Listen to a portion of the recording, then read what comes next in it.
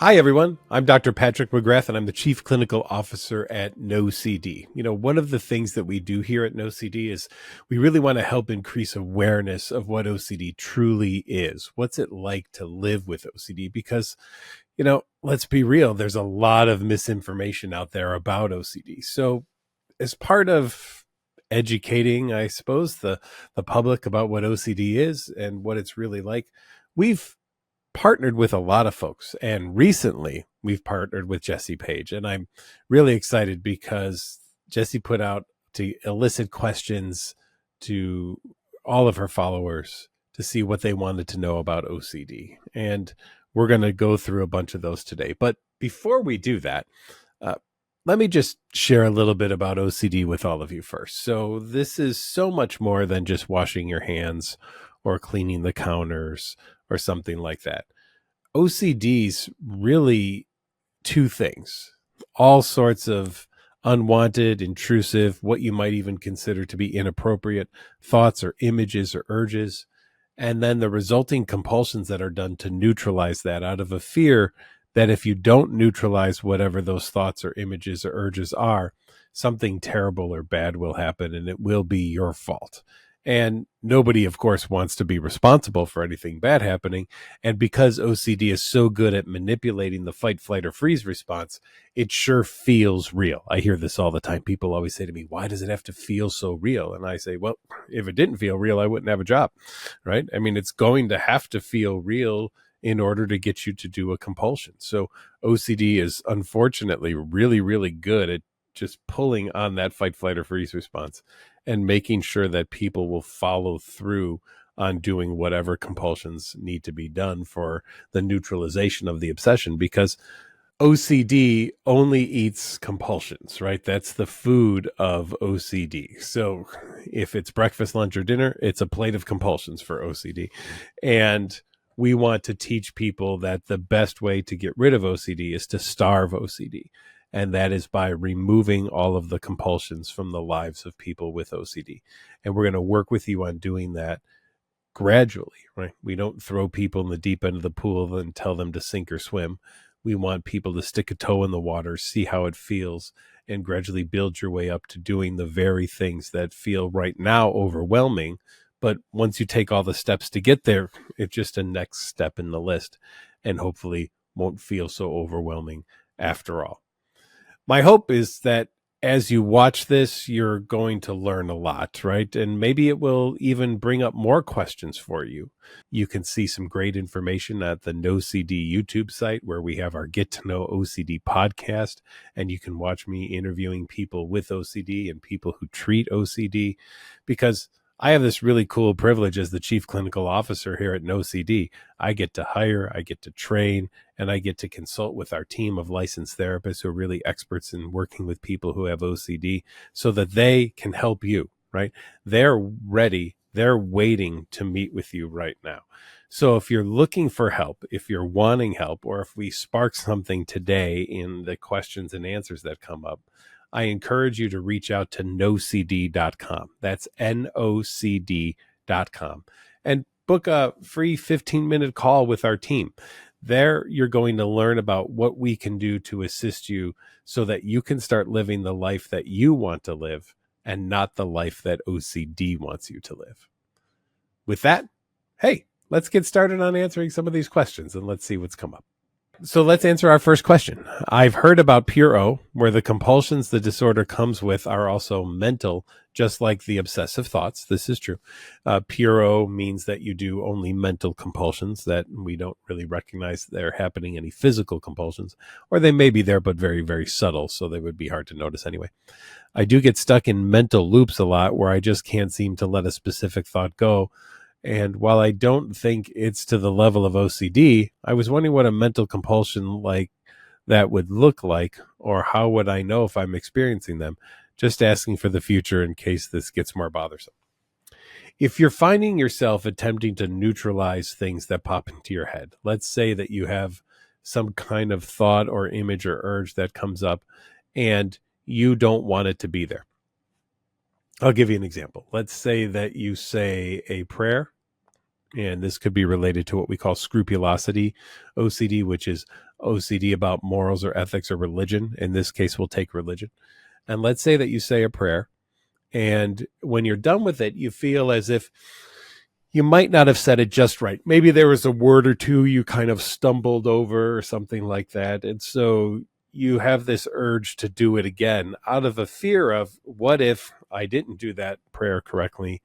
And if that's the case, what if the higher power that I believe in rejects it because there was a mistake in it?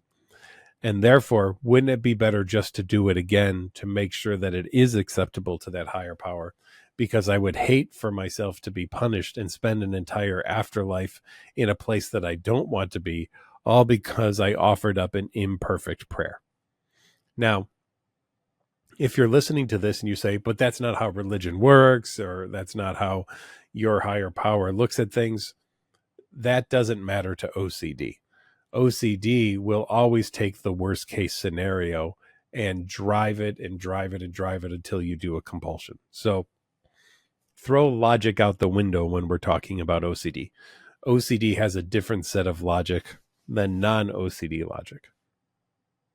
Think of it this way. No matter what great answer I give to somebody who has OCD, they will respond with, yeah, but what if this? And then go down that road. And then I can give another great answer and they'll say, yeah, but well, what if this? And then I'll do it again. And this is why I don't do it anymore, because I know that OCD always has one more yeah, but what if than I have an answer to. So as much as you may want an answer, and as much as you may come to see a therapist hoping you're going to get an answer, you'll never get an answer that's satisfying enough for OCD. And therefore, instead of saying the prayer until it's just right, what I try to teach people to do is just to allow the prayer to be there as it is without correcting it, and learning that you can handle the doubts, you can handle the insecurities that you may have, and know that you'll be able to live with that, right? Because right now it feels like you absolutely cannot live with that, and that there's no way you'll ever be able to deal with that. And we just want to teach people that that's just simply not true. That's just a lie that OCD is telling you. You can handle doubt and insecurity. One of the things that I often ask people with OCD is, do you drive a car? And I ask this to people who have OCD about non-driving related things. And when they say, yeah, I drive a car, I say, great. Why? Well, I need to get places. Yes, but you could kill people with your car. You could get killed while you're in your car. Well, yeah, but I need to get places. So I say, so isn't this interesting? There are some things in your life that you don't have a guarantee about, and you just don't care, right? You don't care at all that you don't have the guarantee in that situation. But there's other places in your life that you tell yourself that you must have a guarantee. And OCD does this. OCD picks and chooses that some things it's okay not to know everything, and in other places I must absolutely 100% know everything. All right, let's move on to another question. I'm not sure if I have OCD, but I have a lot of intrusive thoughts that I have to make sure aren't true. Like, I can't run my dryer before I know where both of my cats are. Even if I check the dryer, I can't convince myself that they aren't in there unless I can see where they are. Sounds like a very typical type of OCD concern that I see, where this idea is that I can't really trust my senses, right? I can see that the cats are not in the dryer, but I still don't trust the fact that they aren't in there until I do know where they are. And so remember this, OCD's nickname is the doubting disorder, and the doubting disorder wants you to doubt absolutely everything. Did I hear that right? Did I see that right? Did I say that right? Did I smell it right? Did I feel it right? You'll never do it well enough again for OCD. As we've said before, you can't fulfill the things that OCD wants from you. All that you're going to do with OCD is go down a rabbit hole of more and more questions without ever getting enough answers, right? So what do we want people to do in these situations? Well, I would build up to, I want you to turn the dryer on after looking in it, seeing the cats aren't in there, for 10 seconds, right? And then 20 seconds, and then 30 seconds. And then eventually because you've told me you keep the dryer closed all of the time, so there wouldn't be a way for the cats to get in there anyway. Then we're just going to turn the dryer on without looking at it and see how it goes, right? And we're going to slowly and gradually build up to doing full loads of laundry without checking anything. And then if you do check, right, we want to add some kind of doubt into the experience. So maybe what we could do is say, okay, since you checked, now you have to open the dryer for 5 seconds without looking at it, then close it, and then turn it on. We'll see if one of the cats potentially jumped in there or not. We don't know, right? Now, I'm never going to advocate anybody putting an animal in a dryer or something, right? These are not things that we see that happen. These are things that we see people are afraid of. What if they were to do some of these things, right? So there's a harm fear in this type of situation where somebody will be afraid of, what if I were to do something bad or awful, horrible, dangerous to another person, to an animal, something of that nature. When we treat people, we're approaching it under the auspices of, this person does not want to do this. That's what they have told us, that they are not interested in this, that they don't want to do this. And that's how we are going to approach it. And we're going to allow people, again, to be with that doubt, be with that uncertainty, and learn, I can handle doing things without compulsions. Because if compulsions were really helpful, my job would be to give compulsions to people instead of help remove compulsions from their life. But I spend the majority of my day helping people eliminate compulsions and other safety behaviors. I don't go giving them to other people. All right, here's another one. I'm about to turn 24 and just now starting to question a lot of my long-term habits and patterns as possible signs of OCD. I've spoken to a few close friends and family members about it, and all of the responses have been varying versions of, that would make sense. I'm just so anxious about actually getting a diagnosis, even though I know it would be beneficial in the long run. You know, we hear this in so many ways. We even hear this in medical, right? Where people maybe feel a lump or there's something on their skin and then they have this doubt and insecurity about, and they really do feel like it might not be a good thing at all. But they keep putting it off. They keep putting it off because they're afraid to find out what it might be. And then all the ensuing things that they will have to do if it is something that's bad for them. And all I tell people is, the longer you wait, the more it grows, right? So if you're hoping this will just go away and you'll wake up one morning and you'll be free of OCD, I've never seen that happen in the 25 years that I've been treating OCD. Now, I'm not saying it couldn't happen, right? Because I put no absolutes on anything. But here's what I would suggest. Go get the diagnosis, or at least go get the diagnostic evaluation, because if it is OCD, you could start working on it right now so that you could start to live the life you want to live and not the life OCD wants you to live. And if you're worried about it in terms of having a diagnosis, being on your permanent record or something like that, the beauty of today is the stigma around mental health illness or mental illness is so going down and decreasing all of the time. And that's what I'm really, really proud about people, that we've become so much more accepting of the fact that, yes, there are mental and there are physical health problems, and both are legitimate and both have good treatments available. So just so you know, we do have great treatments available for obsessive compulsive disorder. It's called exposure and response prevention therapy, where, again, we teach people how to face their fears without doing compulsions. We teach people how to live with doubt and the insecurity that they are told by OCD that they should not have.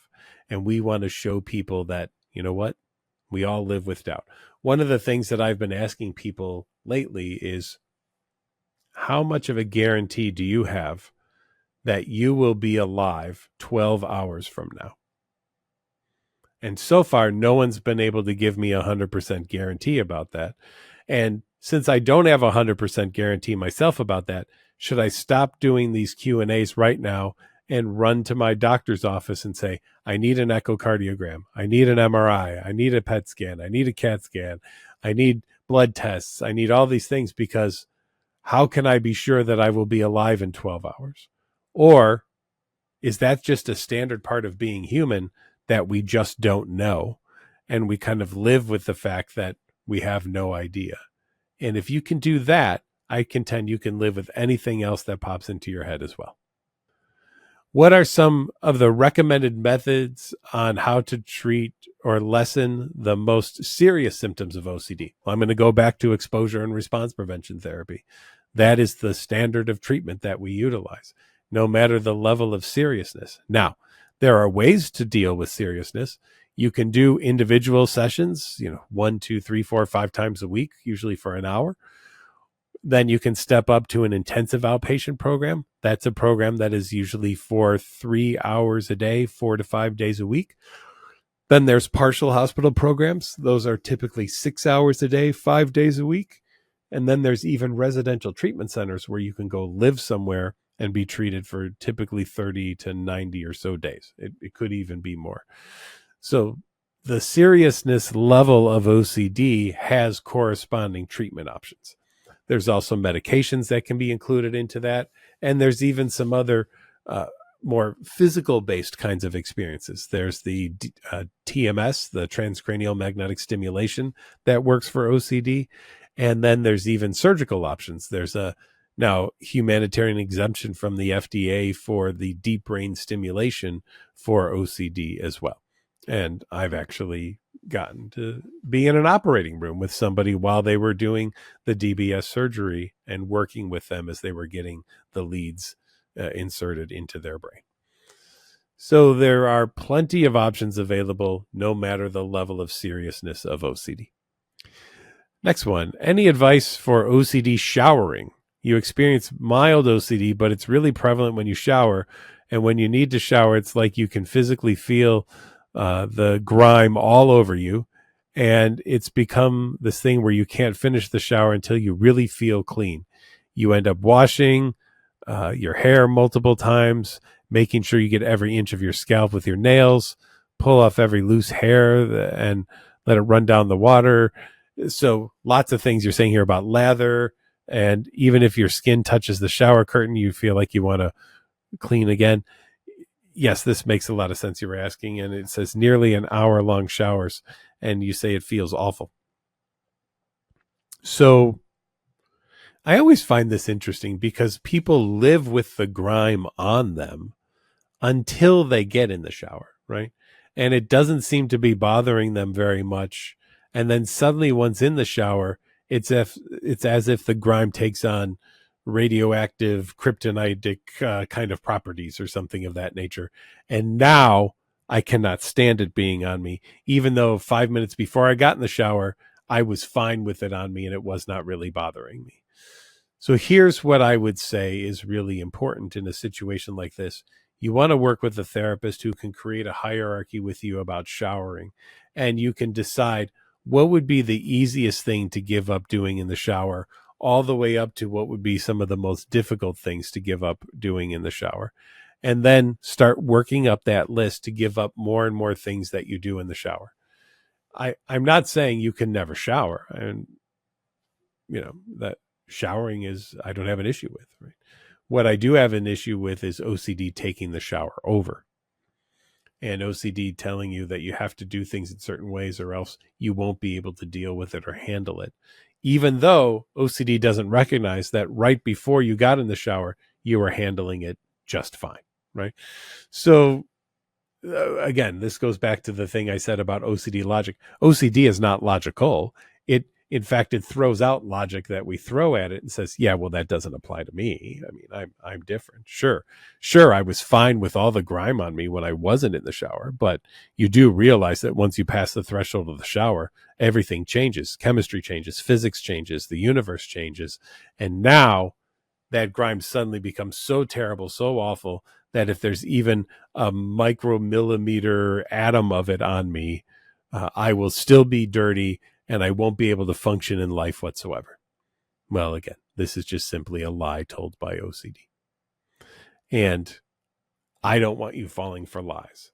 So my hope would be you work with someone, again, who can gradually step you up to doing more and more things that are difficult in the shower as you lessen and lessen the amount of time that you wash, scrub, clean, lather, until you can get in there and do a 5-minute shower. And it doesn't matter how thick your hair is or those types of things. You can do it. If you're in the military, they would give you 3 minutes. They would give you 1 minute to get in there and turn the water on and lather up, and then another minute where no water is on, where you have to, just kind of scrub everything, and then they would give you a 1 minute rinse, and that would be about it. If you're on an aircraft carrier, they really are rationing water a lot on those things, and so they make sure that you are really, really being good to your fellow citizens on there, and they would not allow a 1 hour shower by any means. So it can be done. People do it all of the time, and I know that you can get there too. So good luck with that. Next question. How do I support a friend who's struggling with OCD? I also struggle with mental health, but I have no real knowledge or experience with OCD. There's great information out there about OCD, right? So NOCD's website, nocd.com, has some amazing information and articles about OCD. There's also the NOCD community, which has just hundreds of thousands of people on it who are all there chatting with each other, supporting each other, learning about OCD together. There's encouraging somebody to go into treatment so that they can start to work on this. And that way, if you have your own mental health struggles, you don't have to feel like you're being burdened by all of their stuff. Not that your friend is a burden, but we know that sometimes people want to rescue other people and they take on their stuff, and then that feels overwhelming to them, in addition to whatever it is that you're also dealing with already. So I would just caution you on that you don't have to be the person who rescues your friend. You can lead them to where help is available and allow them to make the choice. There's great books out there about OCD. I might have written one called the OCD Answer Book if you're interested. And it's really a Q&A book about OCD. So I think it's even something that you could hand to someone who you think might have OCD and say, there's some hopefully really great questions and answers in this book that I think would be helpful to you. But yeah, check out also the International OCD Foundation. They even have a conference every year. And you can even attend the conference with a friend, potentially, who has OCD, so that you can be there to support them. This year's conference will be in Chicago in July, by the way. So go to iocdf.org as another option of finding great ways to help and support somebody who has OCD. Another question, I often get fixated on skin picking and wonder if it's OCD related. So it's in the OCD and related conditions in the Diagnostic and Statistical Manual of Mental Health Disorders. I was just looking around to see. Oh, I do have my DSM. I got my older version here. The newer version just came out more recently, the DSM-5 TR. And in the conditions of OCD and related disorders are body-focused repetitive behaviors. And those are skin picking or excoriation. You will also have hair pulling or trichotillomania. You can have hoarding, body dysmorphic disorder. So these things kind of are in the realm of OCD and related conditions. The treatment is slightly different. We do something called habit reversal training, or HRT, for people who have skin picking. And that is something that we also treat at NOCD. So we would be happy to work with you on that if that's something that you need help with. Next question says, I don't think I have OCD, but I think I might know what it feels like. Anytime something feels slightly off in my body, I cannot stop thinking about it until it goes away or I know what's wrong. I do have a few conditions that could be the reason I focus on health so much. So there are 3 conditions we think about with health. One is illness anxiety disorder, one is somatic symptom disorder, and one is OCD health kind of topic or subtype. The good thing is we're going to treat all of them very similarly. We're going to do good ERP. We're going to do exposure and response prevention therapy for people. So if something is feeling off in your body, what I would ask when you say you can't stop thinking about it till it goes away or you know what's wrong, how many hours a day is that? And if it is more than an hour a day, that would be one of the diagnostic criteria for OCD, at least, that you're seeing that this takes at least an hour more of your day to try to figure this out or to do some kind of compulsions, or just the amount of time spent thinking about it can also be an hour a day, which is enough to work toward that diagnosis as well. If that's the case, I would encourage you consider working with somebody who could help you with this so that you don't have to have these interferences, especially if you already do have a few health conditions and this could be related to those, and those health conditions might be triggering to you. If it is OCD, it's going to grab onto more and more things over time. We see OCD grow, really, not shrink, unless there's some intervention on it. So if you want help with shrinking OCD, I would work with a very well-trained, competent therapist who does OCD work and does good exposure and response prevention therapy. What's my take on Tourettic OCD? I have Tourette syndrome, but have related to what Tourettic OCD is described as. Is it the same as premonitory urges or different? And if so, how? It's not recognized in the DSM-5, but should it be? Charlie Mansueto, who came up with the concept of Tourettic OCD, is a good friend of mine, and I did an interview with him recently, and we were talking about this very thing. And it is not in the DSM. I think that it will be eventually a subtype of OCD. I fully endorse this concept. We see where compulsions take on a tic-like quality, where people may look like they're actually having tics, when the reality is those tics are being done as a way to potentially neutralize whatever the obsessions are. Could there be a premonitory phase in it? I believe so. And I think that it's interesting to have more and more research done on that. But, kudos to Charlie and the work that he's done in that area. What he published as kind of a small paper one time has really grown into something that I think, will eventually be lasting, and his name will ever be associated with kind of this development of this combination of two things that are going on. Unsure if I have OCD, but I've been suspecting it. I get in horrible, intrusive thoughts about me doing something to myself, depending on what I'm doing or holding. For example, if I'm holding a tweezers, I imagine tweezing my own eyes out. Or if I'm holding sandpaper, I imagine sanding my teeth down. I've also been struggling with eating due to overwhelming fear of foodborne illness. Is there anything I can do or steps I can take?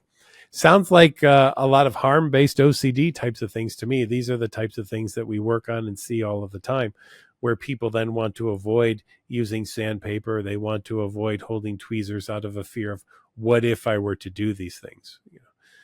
One example that I often do, and I'll do it right here in front of all of you, and I welcome you to participate if you're open to it. Nobody has to, but I'm going to just do this example. I want to see if having a thought makes me do something. There's this concept in OCD that we call thought action fusion, that thinking something is just as bad as doing something. And if that's the case, for the next 10 seconds, I'm going to think of my ceiling collapsing on me. And then I would like for all of you to watch the video, and let's see if it actually does. And I will even think it out loud, and I will do nothing to neutralize it. I will not say a prayer. I will not cross my fingers. I will not hope for anything other to happen to me other than for the ceiling to collapse on me. So here we go.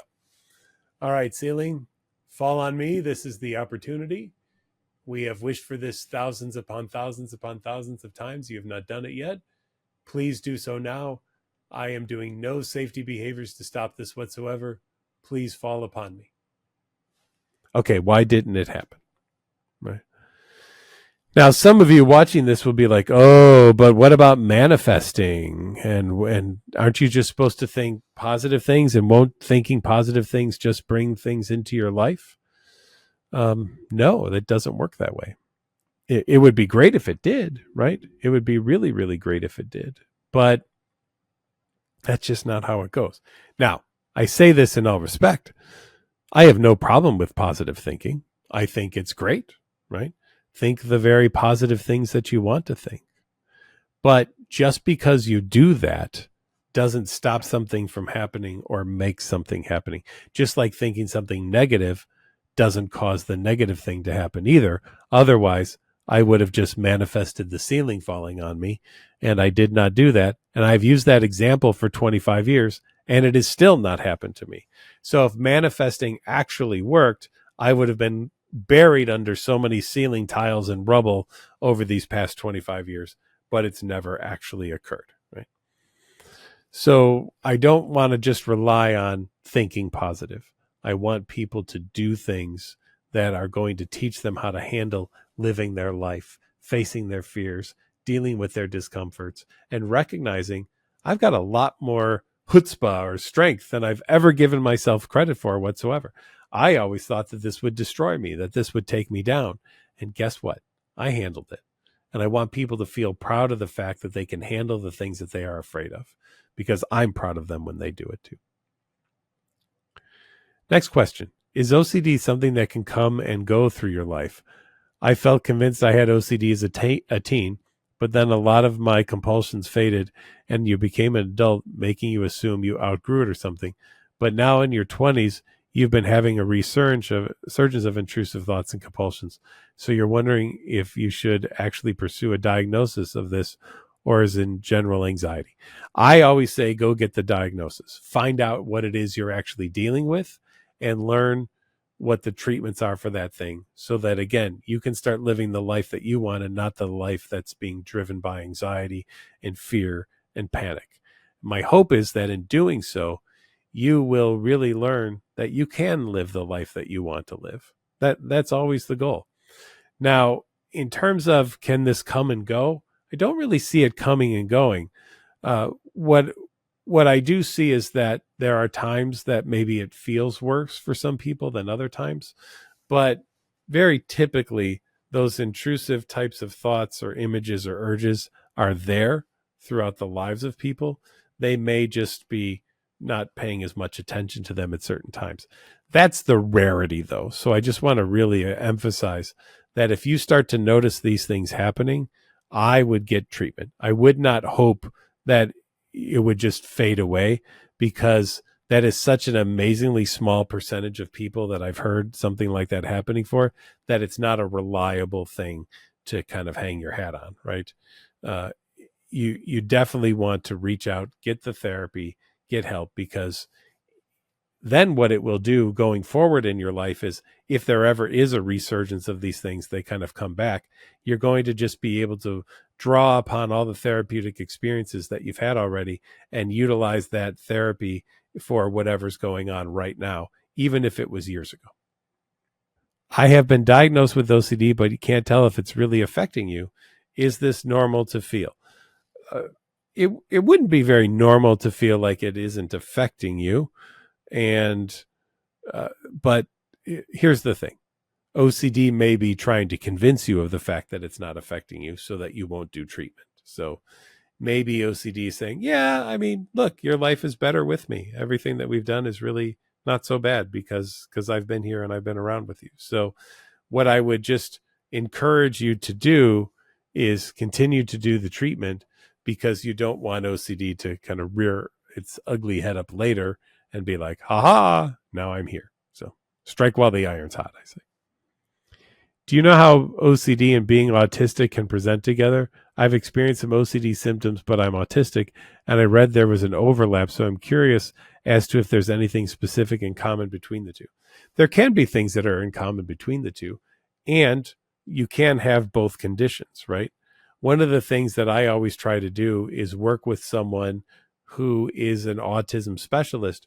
When I have a member, we call our patients members at NOCD. When I have a member who has OCD and autism, I want to combine treatment, right? So I'm going to be having great communication with the provider for the autism, and then I'm going to learn from them about what do they feel is really on the autism side of things. I'm going to do my evaluations and try to see what I think is on the OCD side of things. And then we're going to kind of pick and choose the areas that we're going to treat. So they're going to focus on the autism. I will help focus on the exposure and response prevention for the OCD. But can it get a little fuzzy at times? Yeah, it absolutely can, right? Maybe people with who have autism seem to be repetitive about certain things. Well, that could be a compulsion, but it could be some kind of self-stimulating effect as well, too. You see a lot of self-stimming in autism, where people might, flap their hands or kind of make some noises or jump up and down a little bit or something. So we really want to see what is the functional analysis here, right? That's always an important thing to assess. What is the purpose of the behaviors that are going on? What purpose are they serving? How are they helping, or are they getting in the way? And we want to make sure that we really are going to treat the entire person. So that's where combining the treatments is really, really helpful.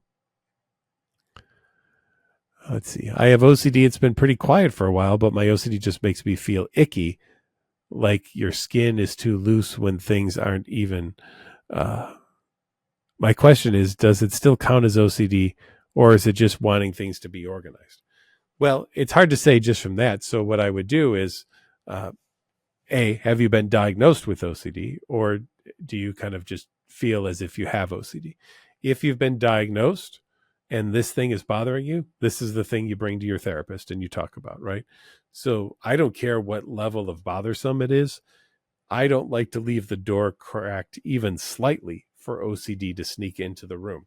So I want to shut it as quickly and as efficiently as possible. And if you can shut the door really, really well, then I say do it. And to me, the best way to do it is to go back to your therapist and work on these things so that they do not interfere in your life. Someone said OCD sucks. I agree. That's why I've devoted my life to treating it, because I agree OCD sucks.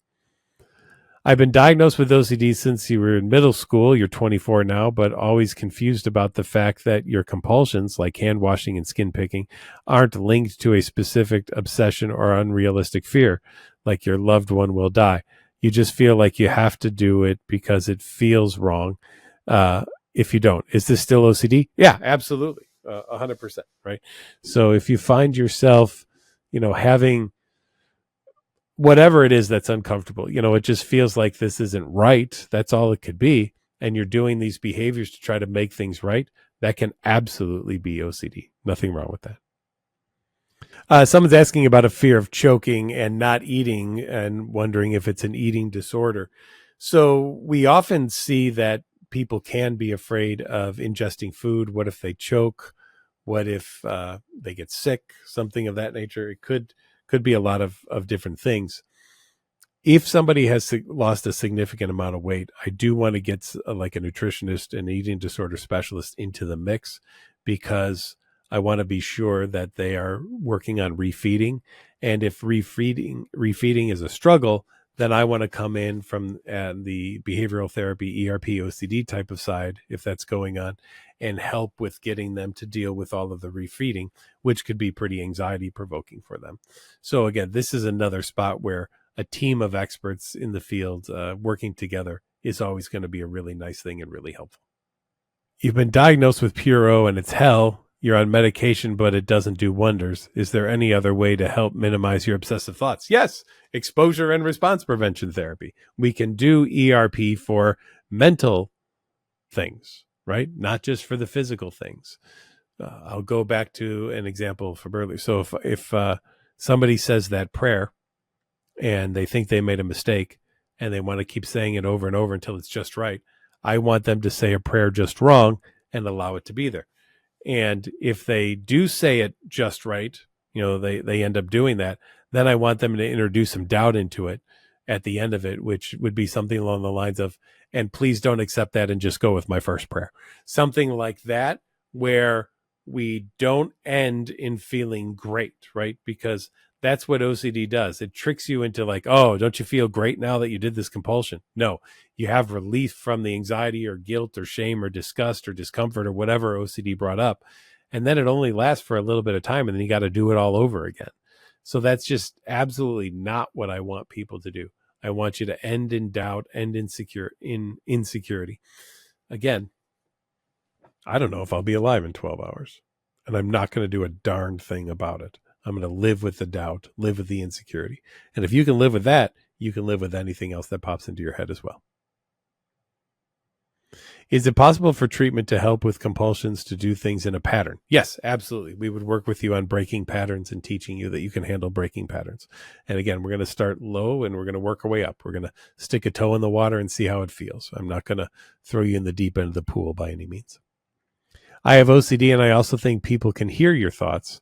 To me, it sounds like you have schizophrenia too, but apparently thought broadcasting can be a part of OCD. Is that true?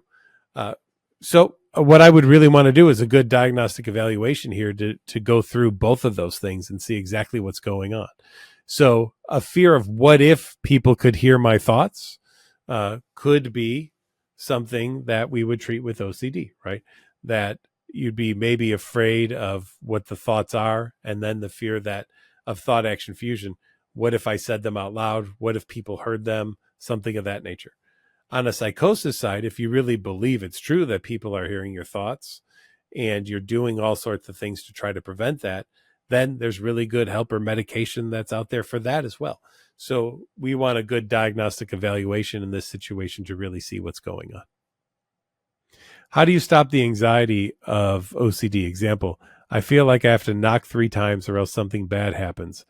I happen to think about something intrusive is going to happen, and it's almost like the knock on wood type of thing that it won't happen if you do that. How do you stop the feeling of, oh, well, I shouldn't do it? What if the one time you don't do it, it happens? You feel trapped in this. I can give you no guarantee that if you don't do a compulsion, something bad won't happen. So let me just start there. But another, what I feel very confident is, because I give no guarantees about anything, because doing ERP work, you just don't give guarantees. But what I can tell you is this, and I feel very strongly about this. Having OCD in your life does not make it easier by any means. It only makes it more difficult. And if OCD were really helpful, again, my job would be to give OCD to people, not to help them get rid of OCD. And I don't go around trying to, give OCD to people. I really want people to learn that they can handle whatever their thoughts and their images and urges are. So, first of all, like I said, I can't guarantee that the thing you're afraid of will never happen. I guess a lot of my work is on the odds then, right? I mean, for example, I did the ceiling collapsing on me example already today. And I've done that thousands and thousands and thousands of times, because every time I do a talk, almost I do that. I don't do compulsions to stop it, and it's never actually occurred. So am I being reckless by not doing compulsions? Or am I pretty good at playing the odds, which is I seem to live in a pretty solid house, and okay. And here's the thing. Even if I thought about it happening, and it did happen, I have no evidence that my thoughts about it happening would be the reason why it occurred, right? It could be that there's a water leak or something like that, and a coincidence occurred, and I just happened to think about it while the ceiling finally got loosened up enough from the water leak. So if your thoughts really are powerful like that, here's what I suggest to people. Call the FBI or the CIA and let them know that your thoughts can make things happen. They will hire you to be a covert operation person. They will tell you, we don't like this dictator in the world anymore. Could you think about them dying and not do a compulsion? And then overnight they would be gone. They would pass. And then the CIA would hand you $1 million and say, okay, come back tomorrow night. We'll have another person for you to think about without doing a compulsion. And then you'll make another $1 million. So I haven't seen that ever happen, right? Where that's how OCD works. So I'm never going to put my trust into the idea that OCD can make something happen. I just don't see it happen that way.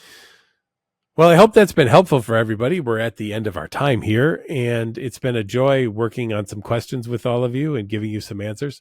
I want to remind you that if we've sparked some interest in you and you're wondering about OCD and how OCD is related to you in your life, here's what I want you to do. Go to NOCD.com. That's NOCD.com, where our care team is waiting to chat with you. We'll do a free 15-minute call with you to see what's going on. We can verify insurance, let you know about all the details that you would need to know to get set up to meet with a NOCD therapist who will do a diagnostic interview with you and who is trained in doing exposure and response prevention therapy work to help you start to live the life you want to live and not the life that OCD wants you to live. Thanks for watching. We'll see you again soon.